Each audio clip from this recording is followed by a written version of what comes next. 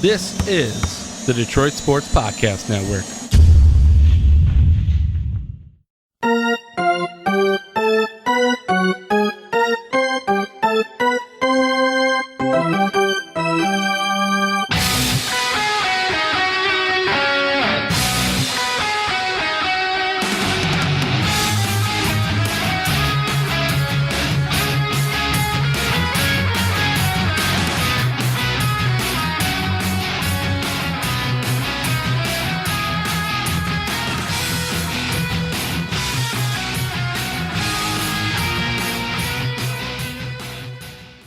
Welcome in, everybody, to this week's edition of Tigers Talk with Chirco and Company. I am the Doc, John Macaroon. Joining me via the telephone, Vito Jerome Chirco. I'm looking forward to recapping the first week of Major League Baseball with the Detroit Tigers. I've been locked in, Vito.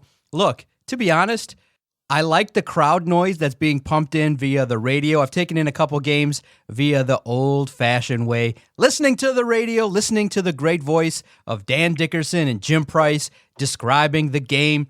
And, hey, I'll take it. A 3-2 start, no problem. When your ace gets rocked in the opener and you look disastrous, yeah, it's a little bit up and down. But after 5 games, 3-2, I'll take it. They're buyers, John. They're a competitive ball club. They're going to the playoffs here in 2020. If the season actually finishes, which, we've seen some positive COVID-19 tests now, results come out with the Miami Marlins, and some of the different dudes and staffers have tested positive for the virus, unfortunately. So baseball's a bit in turmoil, but the Tigers are not, because they're 3-2. They're in the middle of the pack in the American League Central Division, and it's despite the fact that the starting pitching hasn't been that great. Their ERA thus far as a starting pitching unit is 6.10, one of the worst marks in all of baseball right now among their starting pitchers. Yet they're still 3-2 and had a nice win last night, Tuesday night, in which they defeated the KC Royals 4-3. And they won despite the fact that CJ Cron dropped a major league top fly. Did you see that, John? In the ninth inning. I couldn't believe it, man. Cron's been super clutch at the home run production. He's the MVP, in my opinion, right now for the Tigers, at the very least. And he dropped a major league pop-up, man. Hit it right to him, smack dab in his glove. And he dropped it just like Vito Jerome Chirco, yours truly here, does it in his co-ed softball league. I did actually on Monday night, unfortunately, and then Cron does it on Tuesday night. So it was just hilarious seeing that. And the Tigers got the W and once again improved to 3-2 on the young season. All right, let's start with game one. Obviously, everybody was excited to see Matt Boyd, what he was going to do in Cincinnati. That series was really kind of an early litmus test because many people believe that Cincinnati team is going to rake. They're going to ball out. They're going to be a solid team with all the offensive weapons that they got. They got solid pitching in that ballpark. Holy cow, I was impressed with, the sheer ability to crank the baseball out of that stadium. It's unbelievable. And so we're all excited, and within the first 10 pitches, Boyd didn't have his stuff, and it was very disappointing. Speaking of errors defensively, you seen that throw by Cameron Maben. He threw the ball right into the ground. and I was laughing. He did. That was hilarious, too. I don't want to make fun of Cameron Maben, man. I like the guy a lot. He's a good citizen of the league and a good, veteran player. But how do you do that, man? Come on, man. That was crazy. And straight up hilarious, too, John. Yeah, but the early, acquisitions have paid off. You like it. I'm liking to see Jonathan Scoop and CJ Cron and what they've done. They're raking. They can hit the ball, and it's a drastic upgrade than from what they had in previous seasons. So I'll take it. But, to piggyback off of what we're talking about, I was disappointed that Boyd couldn't live up to the expectation of an opening day starter. He was wild. He lacked control. He, hit back-to-back batters. And it got away from him relatively quickly, and the Tigers went on to lose that opening game. But, a silver lining, the Tigers went on to win the next 2 games with the long ball, and even though they did strike out 46 times in 3 games, that opening series kind of left me going, okay, outside of Boyd and the starting pitching and the strikeouts, the offense can do some things. They can put the wood to the baseball, and they can hit some home runs. And yeah, it's not small ball. It's not maybe conducive to winning right now. But hey, that's how baseball is that they're not going to play small ball. They're not going to hit singles and bunts. And, we saw, early this year, when there was an opportunity to bunt, it was missed, and then boom, I think it was Jacoby Jones hit a home run. So I'm liking what I'm seeing early on from the Tigers. They were impressive, at least that opening series, taking 2 of 3 from a club that many people respect, the Cincinnati Reds. But in my mind, I think the major blemish from that first series was the strikeouts, and then followed by the very disappointing outing from the guy that most people consider the Tigers' ace in Matthew Boyd. John, the Tigers are equipped with the big, heavy-duty wood right now, aren't they? I mean, they're producing with the lumberman, hitting for power, and they're striking out a ton still, but the home run production is way up compared to where it was last year. I mean, you had guys like Miguel Cabrera only hit 12 home runs. You had Brandon Dixon lead all the club with 14, I believe it was, long balls. So you had guys that really weren't power hitters or hitting for power that were up there in the leaderboard for the Tigers as a ball club last season. So now you have a legit power thing in Cron right there in the middle of your order, and he's been great thus far. He arguably right now, and it's hyperbole, a little bit, premature, but you can maybe start, and as time goes on here in this season, start labeling Cron as the best offseason acquisition made by Al Avila in his tenure as Tigers GM. Because think about how many stinko moves he's made overall-wise in his time as Tigers GM. Jordan Zimmerman is number one example of that, right? All that money they gave to him, and now he's out for 45 days in the 45-day DL for this season, and probably will never pitch again in a Tigers uni. But I digress, and back to Cron and Scope, as you were talking about the two of them, two of the Tigers' best offseason acquisitions up to this point, hitting the long ball, baby, bringing that major lumber to the ballpark day in and day out, and hitting for power. And the Tigers desperately needed that after last season and how porous they were once again as a unit from top to bottom when it came to the power department. So Cron helps fill that void. Also, you have Scope, who helps resolve that issue. So, and then you saw Cabrera actually hit a home run. How about that? Miguel Cabrera hits a home run on Sunday, and they win that ball game. And Cron hits that 2-run bomb, by the way, to actually win it after a 10-pitch walk, a 10-pitch AB, and a walk by Miggy. Miggy gets down base. Cron hits the 2-run jack, and the Tigers win 3-2 on Sunday in the final game of that 3-game set against Cincy to start off the season, and subsequently take 2 out of 3 in Cincy after, as you said already, John, Matthew Boyd was just beat up. I mean, he was just hit around tremendously. So you had that happen. Yeah, the Tigers on Saturday and Sunday, their starting pitchers were good enough. Nova on Saturday, Turnbull was clutch on Sunday, terrific all throughout that game. And then you had some guys come through in the clutch. Cabby over the weekend, once again, went deep. And it was a high pitch, and he drove it out of the ballpark to left field, and it looked like, well, you couldn't tell if it actually went out of the ballpark. And he kept staring, and hopefully it was going out, and actually it did and was fair.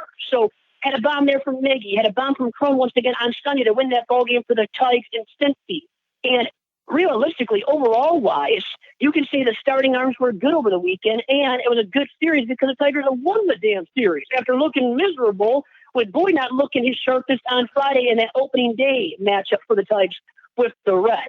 And you have to believe that Boyd will get better as time progresses here, and hopefully for the Tigers' sake, too, that does occur, actually, John, because then you can deal him at this relatively premature trade deadline coming up in August, and maybe you even deal Turnbull. Look at the zip right now on his fastballs, on all of his pitches. Once again, he was superb in getting out Cincinnati Reds batters on Sunday, and he brought the strikeout stuff as well. And I think you'll see more and more out of that, or out of Turnbull, when it comes to the strikeouts material and stuff as the season progresses as well, which I think could make him a valuable asset to a true legitimate contender this season as we get closer and closer to that MLB trade deadline.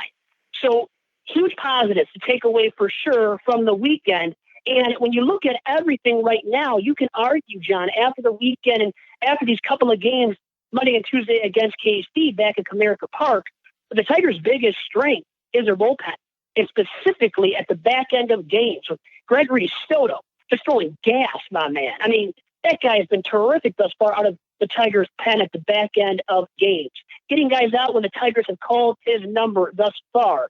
And once again, 99 miles per hour, it seems like consistently with the fastball. And he's painting it. He's hitting the corners, committing that fastball. Extremely terrific. And then you have Buck Farmer, who's a guy, hilarious but true, that you and I both used to shred, man. We used to make fun of the guy left and right in past seasons. Well, he's the most effective reliever in the Tigers' pen at this point.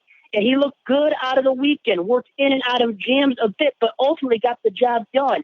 Soto has. Jimenez did as well on Tuesday night, even after Cron made that hilarious error there with the pop-up. Tigers got out of it. Jimenez got the save.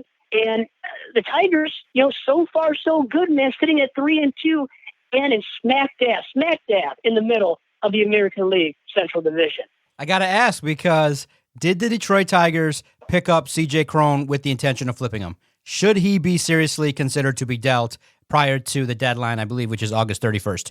You got to look to deal him. You do. I mean, same thing with Scope. If he keeps hitting for the long ball, if Turnbull keeps pitching well. All of those three individuals right there, John, I think have to be prime candidates to be dealt as you get into the trade deadline in August.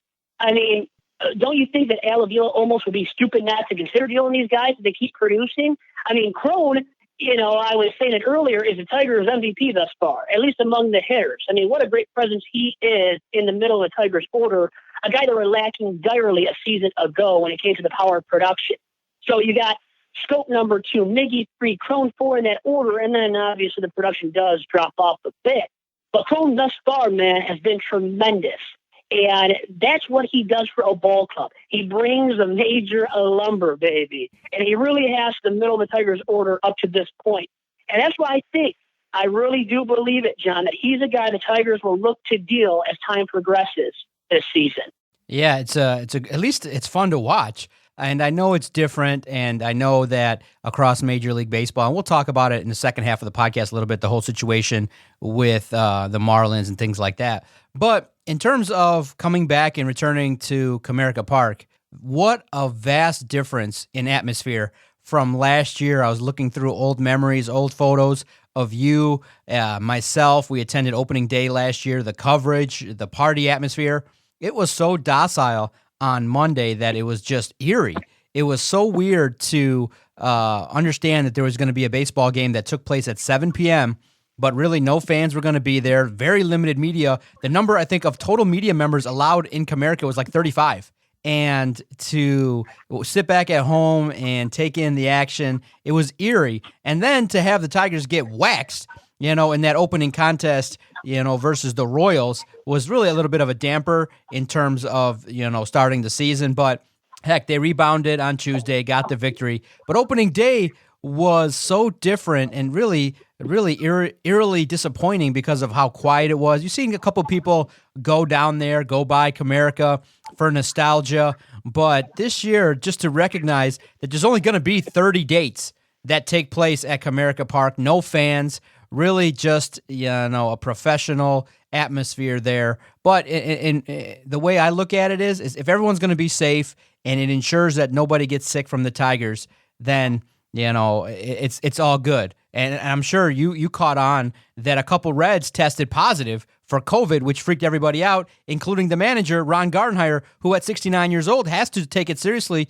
He has to wear a mask. He has to, take care of himself and make sure that he's around to manage his ball club. To hear that, the Tigers leave Cincinnati and a couple of their players tested positive, you're like, uh-oh.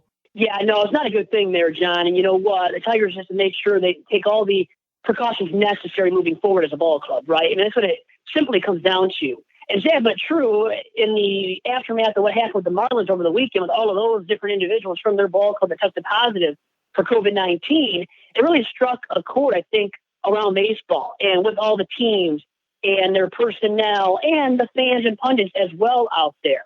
So for me, I already have been taking it serious with the virus and know all about what it can do, what it's capable of, and how many people it's already killed at this point, sad but true.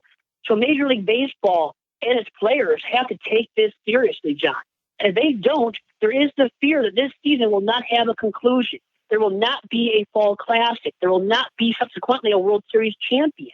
And that is a sad thing, but also, I believe, a reality. And a reality that all ball players should take into account seriously right now if they truly want to have a season and to have that season here in 2020.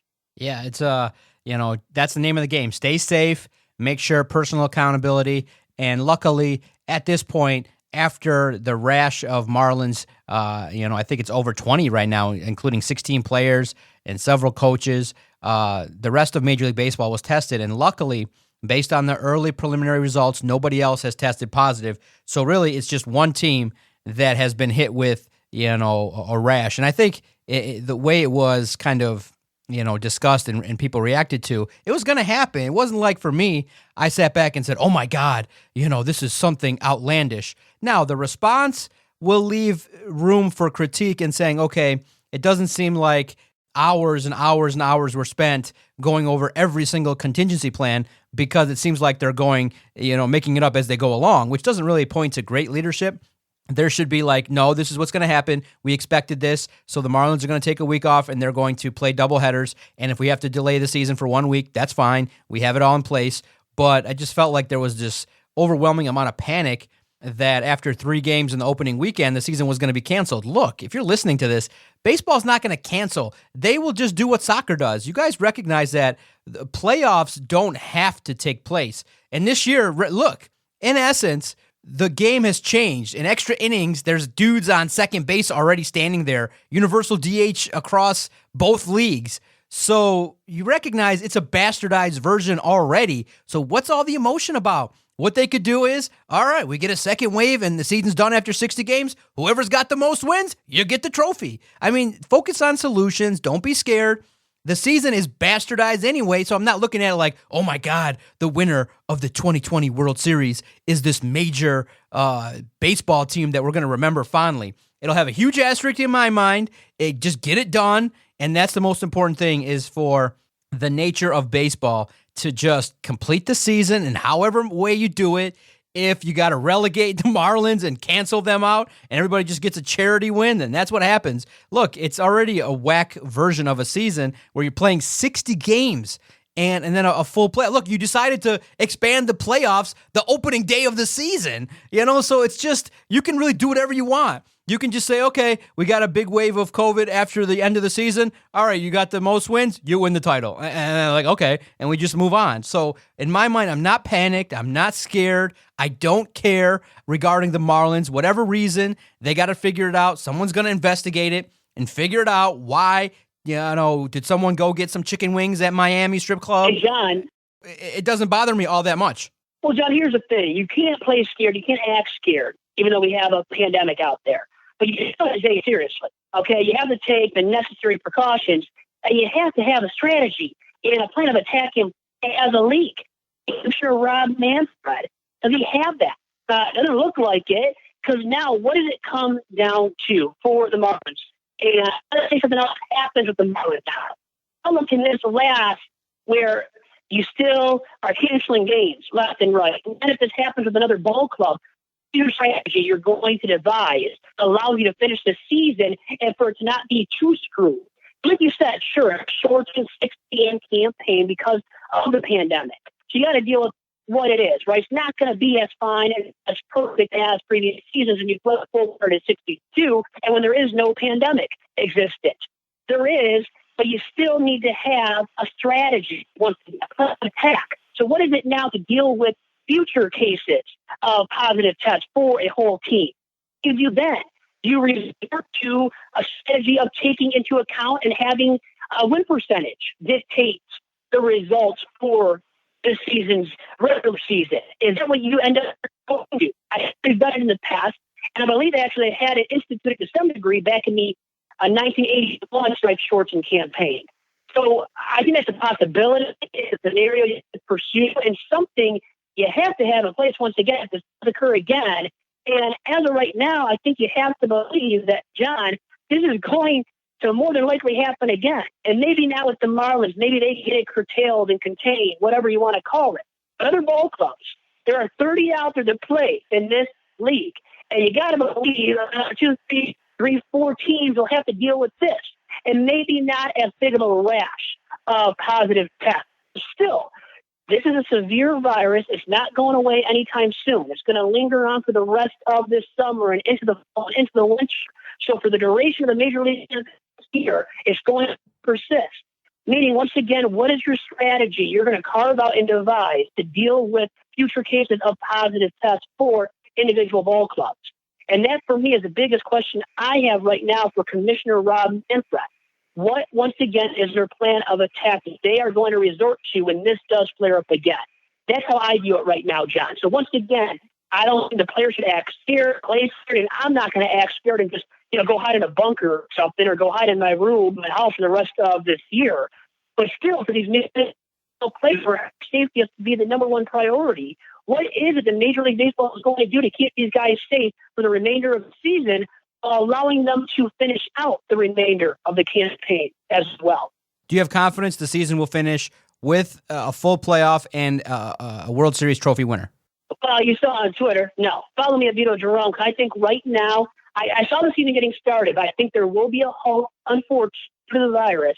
And I think subsequently, we're not going to see a full season finished here. I don't think we're going to have a World Series champion. Oh, wow. Well, in terms of baseball, the Tigers are about hopefully have an opportunity to win the second series versus the Royals, and then back at it with the Reds. Oh, man. In terms of what's going on with the Cincinnati Reds, you saw Nick Castellanos kind of get handled a little bit. He did have opportunities to get on base, but it'll be nice to see how Nick Castellanos handles coming back to the confines of Comerica Park. I felt like, okay, it's nice when you have an old friend, you go to his home park and you handle business. So we'll see more of the Reds this weekend. Kind of got a gut feeling that maybe the Reds are going to want to seek revenge, but if you can get just 2 out of 3, you're going to put yourself in a decent position moving forward as the season progresses. And Nick C comes back to a packed Comerica Park. Not so much. So he's not going to have to deal with the fans, and he's not going to get any kind of cheer or mock cheer from the fans, who I think actually have applauded him for what he did in a Tigers uni, which it wasn't terrific, but he was more productive than not while with the Tigers, and he ended up spending a good amount of his big league career with Detroit. His only club previously, or prior to the trade deadline of last year, when he was dealt to the Chicago Cubs, and inked a deal this past offseason with the Cincinnati Reds.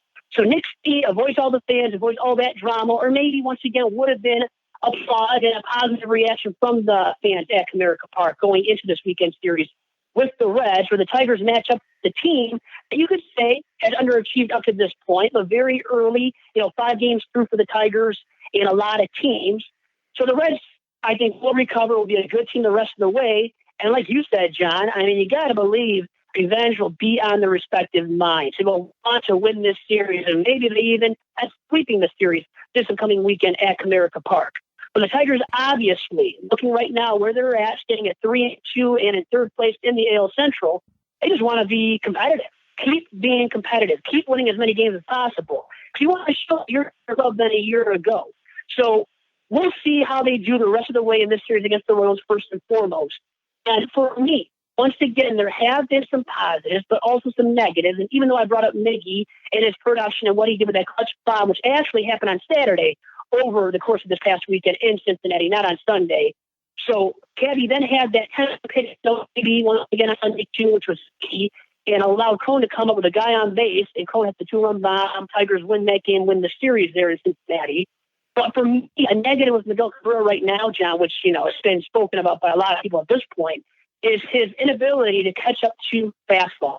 He has been tardy on pitches, specifically of the fastball variety, left and right a ton so far this season. And really, recently in his big league career, past year and a half, 2.5 years even, he's been targeting fastballs consistently. And that worries me when it comes to a lot of these big league arms, and especially nowadays, John, as you know, can throw the gas, can reach 95 miles per hour at the very least. And even among the starting arms, let alone the bullpen arms, when you get to those guys at the back end of games that consistently throw the gas. So Miguel Cabrera, I want to see him start turning on those fastballs much more often. And even if he hit that ball on Saturday for the 2-run bomb, well, that was a pitch that was like 89 at the top of the zone. Great to see. I love that he did that. But when it comes to hitting fastballs now, John, is he going to turn it around and start turning on these fastballs? What he needs to, John, I was not going to hit. I said 9 home runs this year, and I think I gave an over-under 6.5 to people in a poll on Twitter at Vito Jerome. And, you had a mixture of votes and everything. And for him to hit that total once again of 9 bombs in this campaign, he is on fastballs much more often. And it's something that I truly don't see him doing the rest of the way this season. All right, a couple more things before we get out of here. Make sure definitely follow Vito on Twitter at Vito Jerome. Make sure you download the podcast every single Wednesday where we break down the Detroit Tigers. Last couple things I need to get your thoughts on. What do you think of the Royals deploying this unusual 7-man outfield? And then I know you're a guy that loves the Rule 5 draft. Well, one of the players that was picked up, Ronnie Garcia, he had a fantastic debut against the Royals. So give us your thoughts on the Royals' defense against Miggy, and get us out of here with your thoughts on Ronnie Garcia. Well, the defensive alignment was okay. It was very unique. And they played deep and had the 7-man outfield pretty much aligned to stop Miggy because they know Miggy can't got a ground ball. He's going to beat it out so they can play back because he's a slow base runner and can still get him out at first base, which he did out. And because of that alignment utilized there by the Royals on Tuesday night.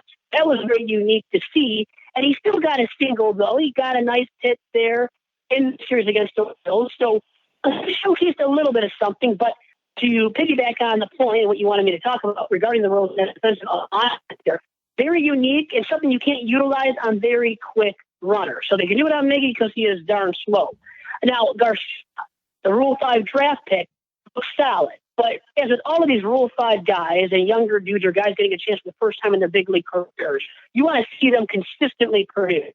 You want to get more reps out of all of these different individuals. And when I bring that up, it makes me talk about these other dudes that have performed thus far that you still want to see consistently produce the remainder of the season before you start really reacting and showering them with praise, such as Garcia. And then you have even my boy right now, Gregory Soto, who I brought up earlier in the podcast, who has been terrific out of the pen thus far this year. But can he keep it up as the season does progress? That would be my concern. And then a guy like Michael Fulton wasn't great there on Monday as an opener in the Tigers' home opening day. And Kyle Funkhauser out of the pen wasn't that good either, and he didn't look good. So these guys and those two individuals that I just mentioned, Fulmer and Funkhauser, you just want to see them now start consistently producing. And I have hope for Fulmer. And what is really, and you nailed it on the head a week ago, we talked, spring training is what it is. It really amounts to that, especially for a guy like Michael Fulmer, who had a rehab and recover from Tommy John surgery over the it took him a long time to get back, and it's finally back. And his fastball, it had a little bit of zip, but it wasn't exactly as fast, right? Or producing much zip as it has in the past before his injury. So I want to see him get back to Stevens simply on the mound. Funkhauser, what is he going to be the rest of the way? Garcia and Soto, and I can name up guys left and right, including the Tigers closer right now and Joe Jimenez, who kind of got bailed by the Royals Tuesday night. So all of these different individuals, we just want to see continue progressing in what really, once again, as you eloquently said a week ago, John, is extended spring training. Yeah, we got to definitely pay attention to Michael Fulmer, Funkhauser. Oh, man, Burrows did not have the best debuts as well, so we got to pay attention to the arms because it does appear like that's going to be the weakness. That's why they kept 16 of them. They got to figure out who's going to step it up. And, hey, as long as the offense keeps raking, keeps smashing, then the opportunity will be there for the Tigers to rack up some victories. A good first recap, Vito. We really got to everything. I don't think there was nothing really that we did not touch upon, and that's why, give you kudos, everyone that listens. Definitely is aware of your knowledge of baseball, even though some may think you're not a baseball guy, and we'll debate that in future episodes. You giving out I love that. You giving out fake nicknames to people that have established nicknames. We'll tease that, and we'll talk about that in future editions of the podcast. Follow Vito on Twitter at Vito Jerome. Follow the network at Detroit Podcast. Really simple. Anywhere you go to subscribe to podcasts, just type in 3 words, Detroit Sports Podcast. When you hit that subscribe button, our content will find you every single day. You don't have to do any extra work. You can download great content talking about Michigan football, all the Detroit sports happenings we definitely hit on. And so I'm grateful that you guys have shared it, liked it, downloaded it. And each and every Wednesday from now until the season ends, whether it be with a World Series champion or a cancellation, tune in Wednesdays for future editions of Tigers Talk with Chirco and Company. Talk soon, Vito. Just don't cancel the podcast, John. Okay? Just don't cancel that, please. And thank you.